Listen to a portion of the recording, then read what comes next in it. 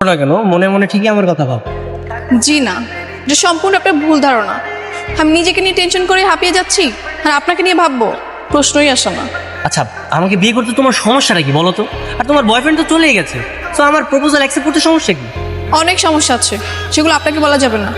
আপনি মনে করেন যে আমি আমার বয়ফ্রেন্ডের সঙ্গেই আছি, তার সঙ্গে আমার বিয়ে হয়েছে, সংসার করতেছি, ওগুলো মনে করে সব কিছু ভুলে যান। আমি না এরকম অবাস্তব জিনিস কল্পনাও করতে পারি না আর ভাবতেও পারি না। আর তোমার বয়ফ্রেন্ড পালিয়ে গেছে, তাকে নিয়ে আমি মিথ্যা ভাবনা কেন ভাববো? আমি তোমাকে ভালোবাসি আর তোমার কারণে আমি সিলেট থেকে ঢাকা এসেছি। আমি তোমাকে নিয়ে যাবো, আর তুমি যদি না যাও তোমার পিছনে আমি এইভাবেই লেগে থাকি।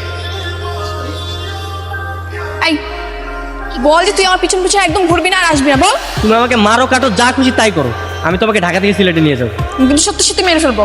তুমি আমাকে মেরে ফেলো, তোমার হাতে আমি মরতেও রাজি আছি। রাস্তাঘাটে লোকজন দেখছে, ছাড় ওকে। আচ্ছা আপনি কি মনে হয় আপনি বেশি বাড়াবাড়ি করতেছেন? না, বরং আমার মনে হচ্ছে তোমাকে একটু কম সময় দিচ্ছি, এখন থেকে তোমাকে বেশি সময় দিতে হবে, তোমার পিছিয়ে লেগে থাকতে হবে। ঠিক আছে, পিছনে লেগে থাকেন, কিন্তু জীবনে আমার পাত্তা পাবেন না। আর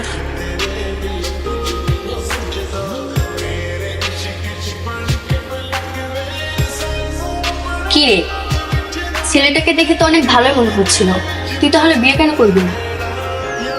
আচ্ছা অনেক কারণ তো বুঝবেন। যে তোকে ধোকা দিয়েছি তার জন্য তুই তো তোর সুন্দর জীবনটাকে নষ্ট করতে পারিস না। তুই তো বিদেশ থেকে পড়াশোনা করে এসেছিস, তোর মন মানসিকতা এমন হবে আশা করা যায় না। তোর কাছে তো কোনো কিছুই স্বাভাবিক মনে হয়। আমি রাস্তা রাস্তা পেপার বিক্রি করি, সেটাও তোর ভালো লাগে। লাগবে কিভাবে বল? বিদেশ থেকে পড়াশোনা করে আসা মেয়ে এভাবে দেশে এসে রাস্তায় রাস্তায় হকারি করে বেড়াবে, তা দেখতে কেমন দেখা যায় না? তো কি করব আমি? আমার সব সার্টিফিকেট ব্যাগের মধ্যে ছিল, আর ওই ছেলেটা আমার টাকা পয়সা ব্যাগ সব কিছু নিয়ে পালিয়ে গেছে। এখন যে ডকুমেন্ট জমা দিয়ে আমি কোথাও জব খুঁজবো, সেটা তো কোনো ওয়ে নাই। তাহলে তুই ওই ছেলেটাকে অ্যাকসেপ্ট করে নে, জীবন কি এখানেই থেমে যাবে নাকি? নতুন করে জীবন শুরু কর। এটা সম্ভব না। কেন? কিভাবে সম্ভব? একটা ছেলেকে আমি ধোকা দিয়েছি, বিয়ের মতো পরিবেশ থেকে পালিয়ে চলে আসছি, এখন সে আমাকে কখন অ্যাকসেপ্ট করবে? আর অ্যাকসেপ্ট যদি করেও, ভবিষ্যতে ঠিকই আমাকে কথা শোনাবে, আমাকে ভালো চোখে দেখবে না। সবাই তো এক না, একটা ছেলের কাছ থেকে ধোকা খেয়ে তুই সবাইকে একরকমের ভাবছিস। হ্যাঁ ভাবছি, কারণ এটা বিয়ের মতো একটা বন্ধনে যদি আমি আবদ্ধ হয়েছি, সেখান থেকে বেরোনো অনেক কঠিন। আর বিয়ের পর যে ছিল এরকম হবে না, তার কি গ্যারান্টি আছে? তোর সঙ্গে কথা বলে আমি পারবো না। তুই প্রথমেও যখন এসে বলেছিলি পত্রিকা বিক্রি করবি, তখন আমি নিষেধ করেছিলাম, শুনেছিলি? এখন তুই শুনবি না, তোর যা মন চায় তুই কর। তো প্লিজ আমাকে একটা মাস একটু তোর বাসায় কষ্ট করে রাখ, এরপর আমি একটা বাসা খুঁজে উঠে যাবো। তুই এমন কথা বলছিস কেন? আমি কি তোকে যেতে বলছি নাকি? তো যতদিন ইচ্ছা তুই থাক, কিন্তু তোর হাতে যেগুলো অপশন আছে আমি শুধু সেগুলো তোকে ধরিয়ে দিচ্ছিলাম। হ্যাঁ ঠিক আছে, আমি বুঝতে পারছি, আর বলতে হবে না। আচ্ছা থাক, মন খারাপ করিস না, চল ছাদে যাই। আয়। ਗੱਲ ਸੁਣ ਮੇਰੀ ਤੂੰ ਮੁਟਿਆਰੇ ਕੀ ਸਮਝੇ ਆਪਣੇ ਆਪ ਨੂੰ ਮੇਰੇ ਮਗਰ ਤੂੰ ਕੀ ਕਰਦੀ ਐ ਗੱਲ ਬਸ ਤੂੰ ਹੀ ਜਾਣਦੀ ਮੈਨੂੰ ਸਿਰਫ ਯਾ ਪੇਸ਼ ਨਾ ਕਰ ਰੱਬ ਕੋਲੋਂ ਥੋੜਾ ਜਿਹਾ ਡਰ ਸਿੱਖ ਜਾ ਕੇ ਪਿਆਰ ਕਰਨੇ ਦਾ ਮੁੱਲ ਝੂਠੇ ਸਨ ਸਾਡੇ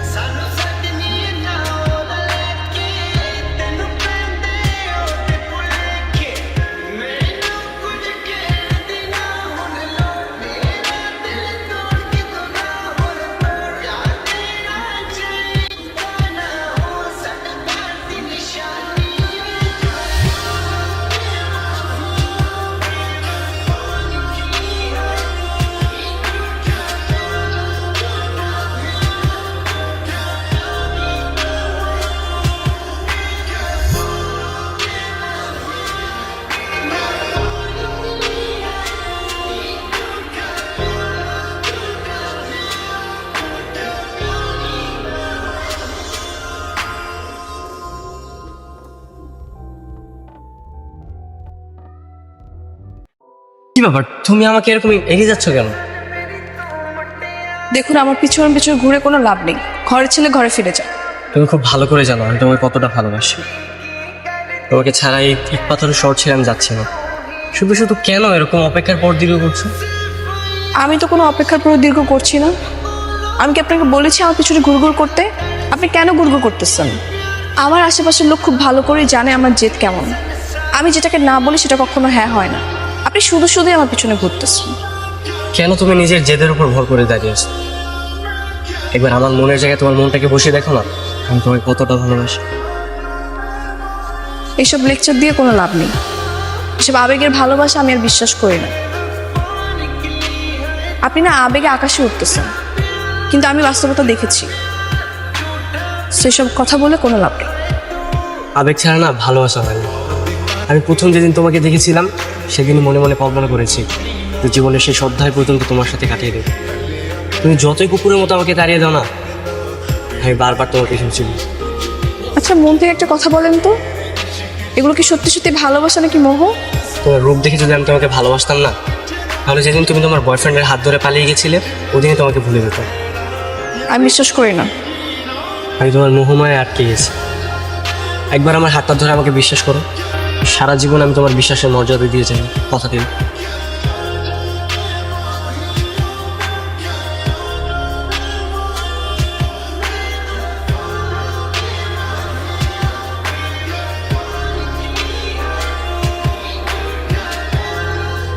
বুক তো একদম চাপাবাজি করে নিয়ে আসলেন।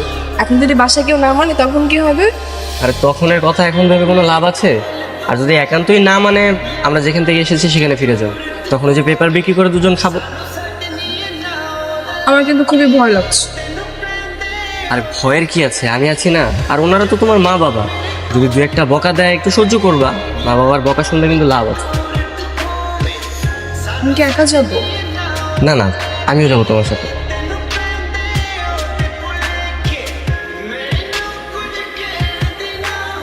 হ্যালো, অপু ভাই আসছে। অপু আসছে?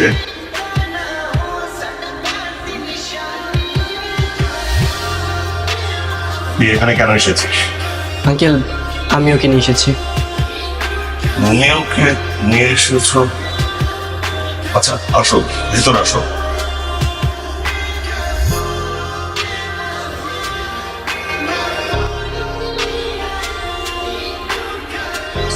বাবা, আই এম সরি। আমার ভুল হয়ে গেছে। আমি আর কখনো এরকম কিছু করবো না। তুই এতদিন কোথায় ছিলি? আঙ্কেল অনেক দূর থেকে এসেছে, একটু ফ্রেশ হোক, রেস্ট নেক, তারপরে জিজ্ঞেস করেন। আচ্ছা ঠিক আছে, যা তোর রুমে যা, ফ্রেশ। আচ্ছা যাও। Thank you.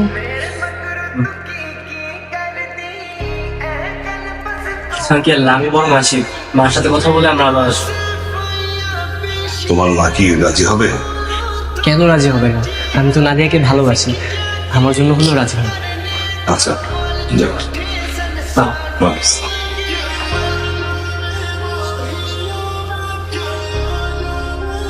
মা, তুমি তো সবসময় বলতে যে মানুষ ভুল করে, কিন্তু কেউ যদি ভুল করে তা স্বীকার করে, তাকে কি মা ক্ষমা করে দেওয়া যায় না? সেটা তো বলতাম, কিন্তু বাবা ভুল আর অপরাধ দুটা তো আলাদা বিষয়। ভুল মানুষ না জেনে করে, অপরাধ জেনে শুনে করে। মা তুমি একদমই অমত করো না। মা তুমি একদমই অমত করো না। দেখো, নাদিয়া লোকলজ্জার ভয়ে, লোকে কি বলবে এইসব ভয়ে আমার সাথে একদমই আসতে যাচ্ছিল না। আমি ওকে জোর করে নিয়ে এসেছি। কিন্তু মানুষ কি বলবে? মা, মানুষ কি বলবে তার কারণে তুমি তোমার নিজের সন্তানের কথা ভুলে যাচ্ছ। আর তাছাড়া আমি তো তোমাকে বলেছি আমি ওকে অনেক ভালোবাসি। আমি কি করবো, আমি কিছুই বুঝতে পারছি না। আম্মু, তুমি রাজি হয়ে যাও, ভাবিকে আমারও খুব পছন্দ হয়েছে। মা দেখো, নাদিয়া যা করেছে আমি জানি ওর ভুল ছিল। আর ও বিদেশ থাকতে একটা ছেলেকে বিশ্বাস করেছিল, আর ওই ছেলেটা অনেক লোভী। এখন ওই ছেলেটা যদি আবার ফিরে আসে, ওর কাছে মাফ চায়, তাহলে কি নাদিয়া আবার ওর কাছে ফিরে যাবে? না মা, নাদিয়া কখনোই যাবে না। এতটুকু বিশ্বাস তো আমার আছে ওর প্রতি। আর একটা মানুষ কি বারবার ভুল করে বলো? আচ্ছা দেখি ওর বাবা মার সাথে কথা বলে। উরে থ্যাংক ইউ সো মাচ মা। সেজন্যই বলি তুমি তো আমার শ্রেষ্ঠ মা। চালাক। যাক, অবশেষে আমরা আবার এক জায়গায় করতে পারলাম। ভাই সাহেব, আসলে কপালে যেটা আছে সেটা কেউ কখনো পরিবর্তন করতে পারে না। আমি তো খুব আফসোস করেছি আপা, আমরা মেয়েটাকে বিদেশে পড়ালেখা করালাম, অথচ আমাদের মেয়ে এত বড় একটা ভুল করে ফেললো। আপা থাক, এখন আর এসব নিয়ে কথা না বলি, সামনে অনেক সুন্দর ভালো দিন আছে, সেগুলো নিয়ে আলোচনা করি। আচ্ছা, ওরা দুইজন কোথায় গেল? আছে হয়তো আশেপাশে।